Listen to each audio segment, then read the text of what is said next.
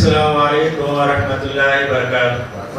الحمدللہ رب العالمین والصلاة والسلام علی رسول الکریم، اما بعد۔ محترم سامعین، عزیز خواتین، آج کی تلاوت میں چوتھا پارہ لن تنالوا مکمل ہوا، جس میں سورہ آل عمران کی 109 آیتیں اور سورہ نساء کی 20-25 آیتیں، مکمل 130 پر 2 آیتوں کی تلاوت ہوئی۔ اللہ تعالیٰ سے دعا ہے کہ آج کی تلاوت کو اور اس کے سننے کو قبول فرمائے، ہمارے گناہوں کو معاف فرمائے۔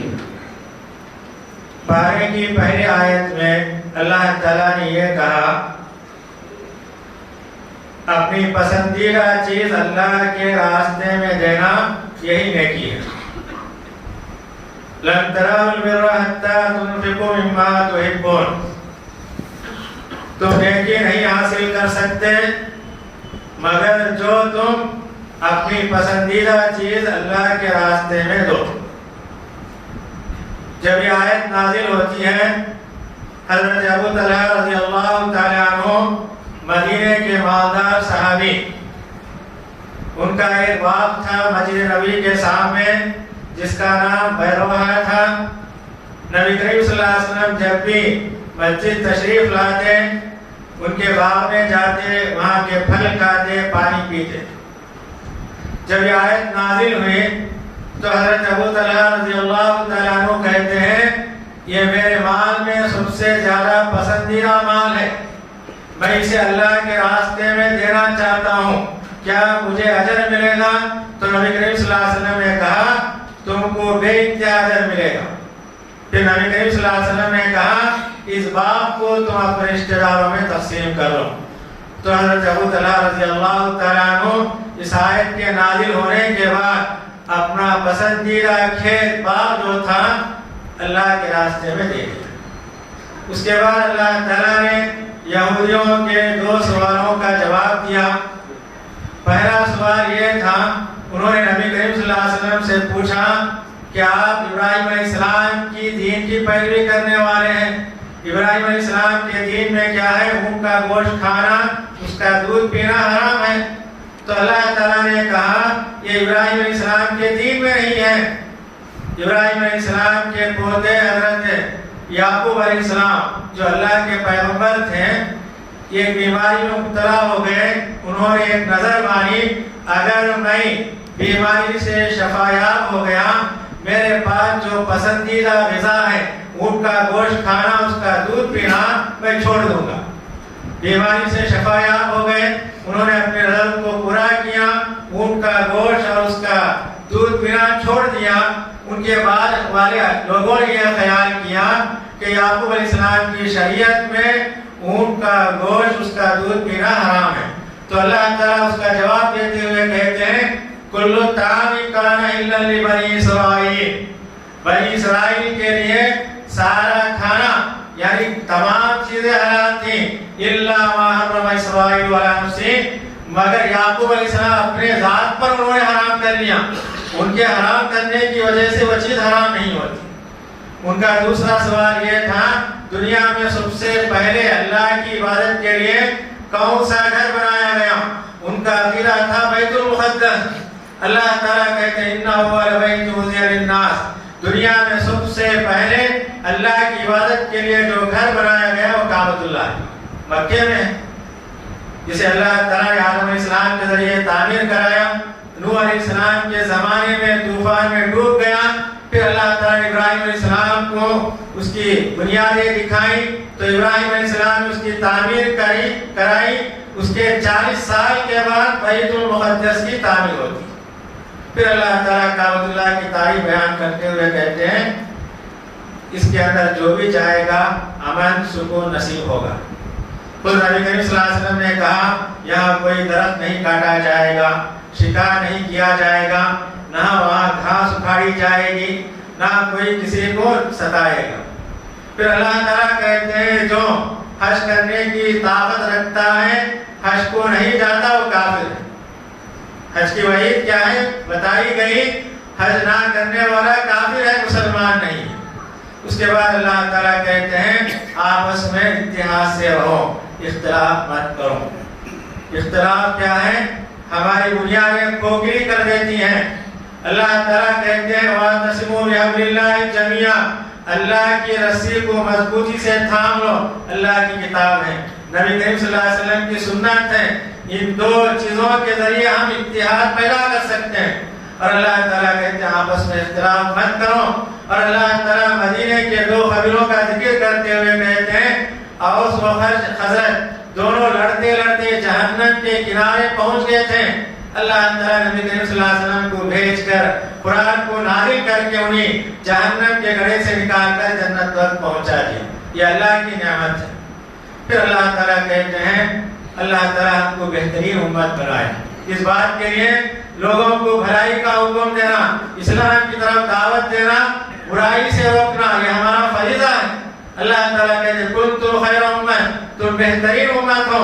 اللہ تعالیٰ تمہیں لوگوں کے لیے بھلائی کی طرف دعوت دینے کا پیغام دیتا ہے، برائی سے روکنے کا حکم دیتا ہے۔ اس کے بعد اللہ تعالیٰ کہتے ہیں مسلمان کسی غیر مسلم کو اپنا رازدار دوست نہ بنے، کیونکہ اللہ تعالیٰ خود کہتے ہیں یا ایھا الذین آمنوا لا تتخذوا بطانۃ من دونکم، اے ایمان والو تم اپنے سوا غیر مسلم کو رازدار دوست مت بناؤ، کیونکہ اللہ کا یہ فرمان ہے۔ اللہ تعالیٰ کہتے ہیں غیر مسلم تمہاری برائی چاہے گا، مومن کیا ہے تمہاری بھلائی چاہنے والا ہے۔ حضرت عمر رضی اللہ تعالیٰ عنہ کے دور میں حضرت ابو موسیٰ اشعری رضی اللہ تعالیٰ عنہ گورنر ہوتے ہیں، وہ اپنا لکھنے والا غیر مسلم کو شامل کر لیتے ہیں لکھنے کے لیے۔ جب حضرت عمر رضی اللہ تعالیٰ عنہ کو معلوم ہوا ان کو ڈانٹا۔ اللہ تعالیٰ کہتا ہے جو کافر ہے اسے دوست مت بناؤ، جس پر اللہ کی لعنت ہے تم اس کو اپنے قریب کرتے ہو، یہ سننا تھا اسے نکال دیتے ہیں، اس کی جگہ مسلمان کو لکھنے والا کاتب رکھ لیتے ہیں۔ اس کے بعد اللہ تعالیٰ نے تفصیل کے ساتھ جنگ احد کا ذکر کیا۔ سن 3 ہجری میں جنگ احد پیش آتی ہے۔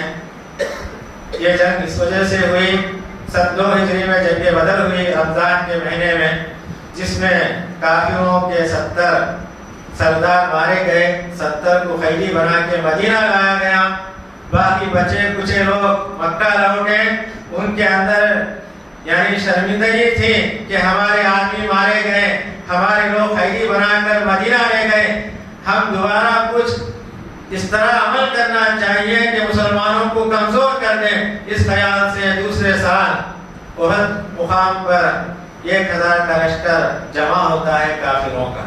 تو نبی کریم صلی اللہ علیہ وسلم اپنے اصحاب سے مشورہ کرتے ہیں ہم کیا کرنا چاہیں۔ نبی کریم صلی اللہ علیہ وسلم نے پوچھا کہ ہم مدینے میں رہ کر لڑائی کریں یا مدینے سے باہر جا کر لڑائی کریں۔ چند صحابہ نے کہا کہ ہم مدینے میں رہ کر ان سے مقابلہ کریں۔ چند نوجوان صحابہ نے کہا نہیں، ہم مدینے سے باہر جا کر لڑنا چاہیے۔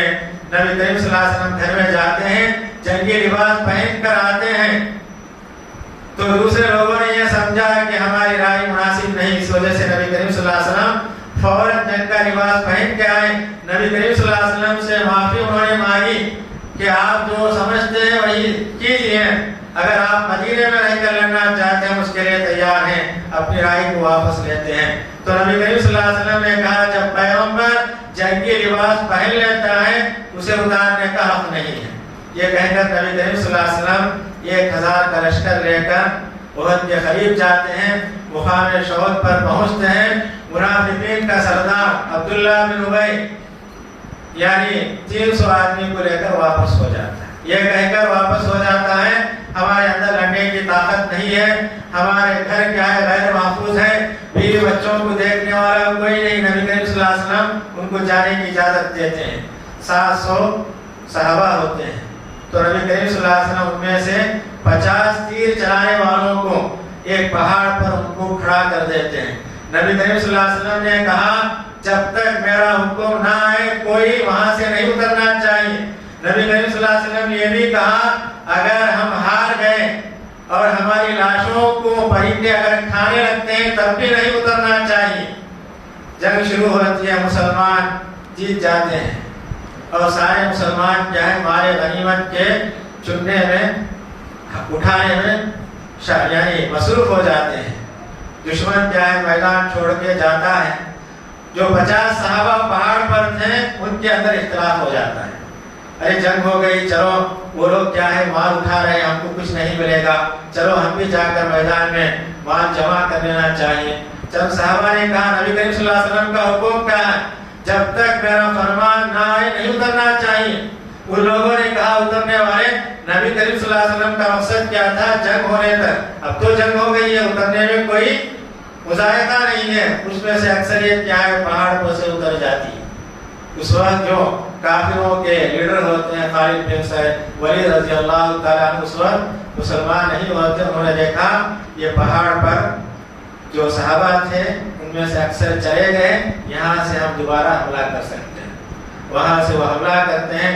جب یہ تمام صحابہ مال غنیمت کے جمع کرنے میں مشغول تھے، پیچھے سے دشمن آ گیا، حملہ شروع کر دیا. تمام صحابہ پریشان ہو گئے.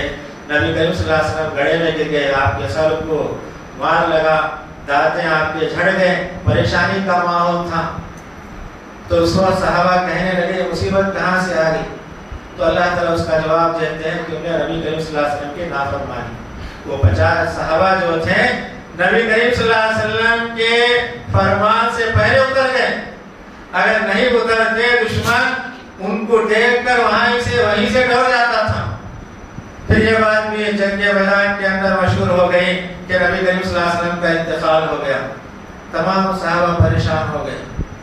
اس وقت اللہ تعالیٰ آیت نازل کرتے ہیں وما محمد اللہ رسول، محمد صلی اللہ علیہ وسلم کیا ہے صرف اللہ کے رسول ہے، دنیا میں اللہ کے پیغام کو پہنچانے کے لیے آئے. اگر وہ مر گئے شہید ہو گئے کیا تم دین سے واپس چلے جاؤ گے؟ اگر تم دین سے پھر جاؤ گے اللہ کا کچھ تم بگاڑ نہیں سکتے. اس وقت اللہ تعالیٰ اسی حالت میں مسلمانوں کے اوپر اونگ کو طاری کر دیا تاکہ ان کے اندر جو کمزوری ہے، ہمت ٹوٹ گئی ہے، وہ دور ہو جائے. ایسا ہی ہوا. حضرت ابو طلحہ رضی اللہ تعالیٰ عنہ کہتے ہیں جنگ احد کے موقع پر میرے ہاتھ میں تلوار تھی، کئی مرتبہ ہاتھ میرے یعنی تلوار میرے ہاتھ سے چھوٹ گئی، میرے اوپر نیند کا غلبہ طاری ہو گیا. اس کے بعد جب ختم ہو گئی مسلمانوں کے یعنی جو حالت تھی غم کی حالت تھی. ہم جنگ میں جیتنے کے لیے آئے تھے مگر ہارتے ہوئے وہ مدینہ لوٹ گئے. تو اللہ تعالیٰ تفصیل کے ساتھ اس واقعے کو بتایا گیا. اس میں اللہ تعالیٰ نے یہ بھی بتایا اس میں 70 صحابہ شہید ہو گئے. اس کے اندر نبی کریم صلی اللہ علیہ وسلم کے چچا حضرت حمزہ بھی تھے، حضرت مصعب بن عمر رضی اللہ تعالیٰ عنہ بھی تھے، یہ لوگ شہید ہو گئے. اس کے اندر حضرت جابر بن عبداللہ، جابر کے والد عبداللہ بھی شہید ہو گئے. حضرت جابر اداس بیٹھے ہوئے تھے. انہوں نے نبی کریم صلی اللہ علیہ وسلم سے پوچھا میرے والد شہید ہو گئے، ان کی حالت کیا ہے مجھے پتا نہیں. تو اللہ تعالیٰ نے آیت نازل کی جس کے اندر یہ بتایا جو اللہ کے راستے میں شہید ہوئے ہیں وہ مردہ نہیں ہے، زندہ ہے. پھر نبی کریم صلی اللہ علیہ وسلم کہتے ہیں اے جابر کیا تم کو پتا ہے اللہ تعالیٰ تمہارے والد سے کیا کہا؟ جابر کہتے ہیں آپ زیادہ جاننے والے ہیں. تو نبی کریم صلی اللہ علیہ وسلم نے کہا اے جابر تمہارے والد سے اللہ تعالیٰ نے کہا تمہاری خواہش کیا ہے؟ وہ کہتے ہیں اللہ دوبارہ دنیا میں بھیج، میں دوبارہ تیرے راستے میں شہید ہو کر آؤں گا. تو اللہ تعالیٰ نے کہا یہاں آنے کے بعد دوبارہ دنیا میں جانا نہیں. پھر اللہ کے نبی صلی اللہ علیہ وسلم نے کہا شہید کی روح کو اللہ تعالیٰ ہرے پرندوں کے پیٹ میں ڈال دیتے ہیں. یہ پرندے کیا عرش کے نیچے بیٹھتے ہیں، جنت کے میوے پھل اور پانی کو استعمال کرتے ہیں. اللہ تعالیٰ شہیدوں کا یہ مقام عطا کیا. پھر اللہ تعالیٰ اسی صورت کے اندر مسلمانوں کے اوپر جو بڑا احسان ہے اللہ نے اس کا ذکر کیا. اللہ کا بڑا احسان کیا ہے؟ اللہ کے نبی صلی اللہ علیہ وسلم کو ہمارے طرف پیغمبر بنا کے بھیجا. اللہ تعالیٰ کہتے ہیں لقد من اللہ علی المؤمنین، اللہ تعالیٰ نے مومنوں پر ایک احسان یہ کیا انہی میں سے ایک رسول کو ان کی طرف مبعوث فرمائے. یہ اللہ کا بڑا احسان ہے. اللہ تعالیٰ اپنا احسان دلاتے ہیں. اگر تمہارے پاس پیغمبر نہ آتے تم بے دین ہوتے. اللہ تعالیٰ ہمیں پیغمبر بھیج کے قرآن نازل کر کے ہمارے اوپر بڑا احسان کیا. پھر اللہ تعالیٰ نبی کریم صلی اللہ علیہ وسلم کے اخلاق کو بیان کرتے ہوئے اللہ تعالیٰ کہتے ہیں اللہ کی مہربانی کی وجہ سے نبی کریم صلی اللہ علیہ وسلم عرب والوں کے لیے نرم طبیعت کے واقع ہوئے۔ اگر نبی کریم صلی اللہ علیہ وسلم سخت دل ہوتے، بد زبان ہوتے تو اللہ تعالیٰ کہتے ہیں کوئی بھی آپ کے ساتھ نہیں رہتا، کیونکہ آپ نرم مزاج کے ہیں، اسی لیے ہر آدمی آپ کے ساتھ رہتا ہے۔ اگر آپ کی زبان یعنی بد ہوتی، سخت دل کے ہوتے، کوئی آپ کے ساتھ نہیں ہوتا۔ سورۃ کے آخر میں اللہ تعالیٰ نے نیک لوگوں کا تذکرہ کرتے ہوئے کہا، جب نیک لوگ آسمان و زمین پر اور رات اور دن پر ان کی نگاہ پڑتی ہے، اپنے زبان سے یہ کہتے ہیں کہ اللہ تعالیٰ ان چیزوں کو بیکار نہیں پھیلائے۔ پھر اللہ سے دعا کرتے ہیں، اے اللہ ہم کو جہنم کے عذاب سے بچا، اے اللہ ہمارے غلطیوں کو معاف فرما دے، ہمیں نیک لوگوں میں شامل کر دے۔ پھر اللہ تعالیٰ کہتے ہیں دنیا کے اندر جو بھی مرد عورت نیک عمل کرتے ہیں، اگر ہجرت کرتے ہیں، اللہ کے راستے میں جہاد کرتے ہیں، تو اللہ تعالیٰ کہتے ہیں دونوں کا اجر و ثواب برابر ہے۔ مرد کو بھی اتنا ہی ثواب ملے گا جتنا وہ محنت کرتا ہے، عورت کو اتنا ہی ثواب ملے گا جتنی وہ محنت کرتی ہے۔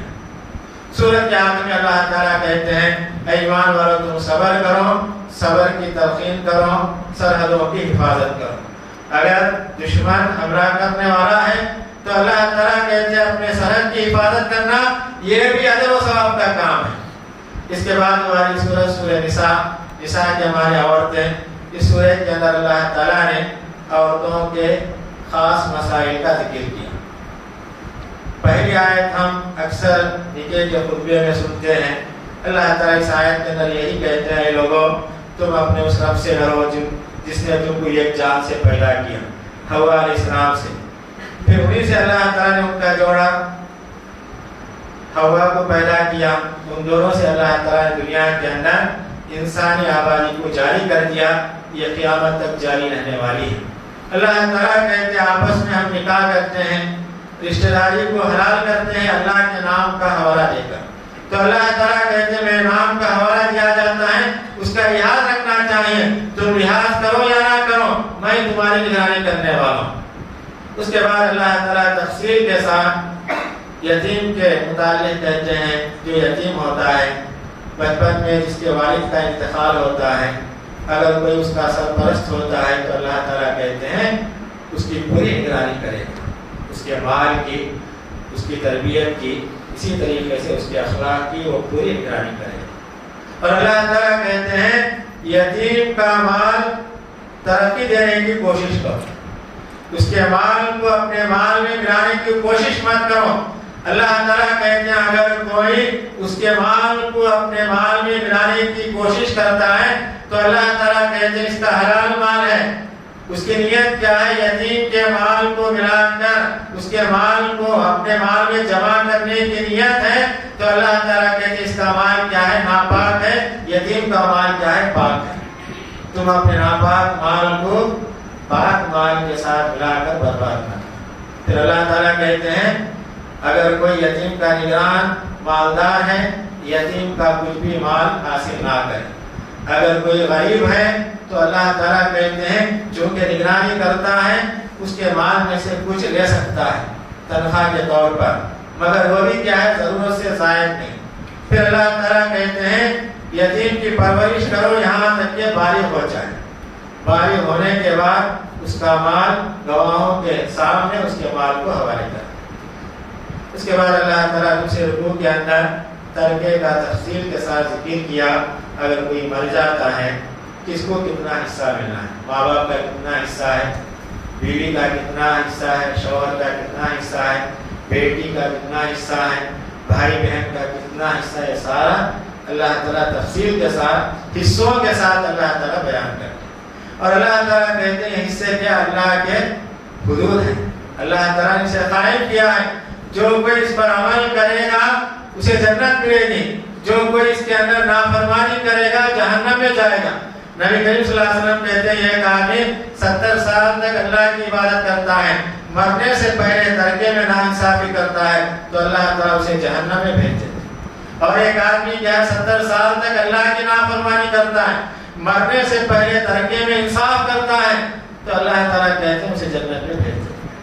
بہرحال ترکہ اہم چیز ہے، جس کا جو حصہ ہے ذرا چاہے اس کے اندر کوئی کسی کی ناحق اور تلفی نہ کرے۔